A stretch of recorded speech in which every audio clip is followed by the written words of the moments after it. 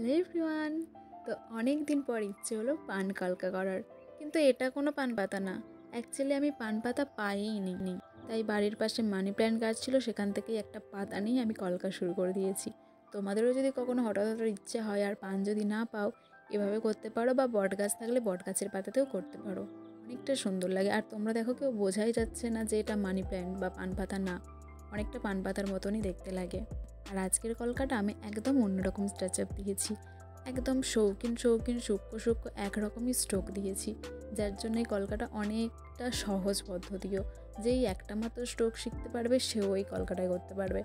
আর দেখো, এখানে একটু লাস্টে বাঙালি আনার ছোঁয়া দিয়েছি, যেমন গাছকৌটো, সিঁদুর, শাঁখাপলা, এগুলোই আমাদের বাঙালির অলংকার।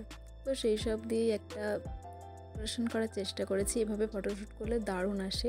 তোমরা দেখতেই পাচ্ছ কতটা সুন্দর লাগছে। তোমরা চাইলে অবশ্যই এভাবে ট্রাই করতে পারো। আর তার সাথে সাথে আজ আমার কলকাটা কেমন লাগলো সেটা বলতেও কিন্তু ভুলো না।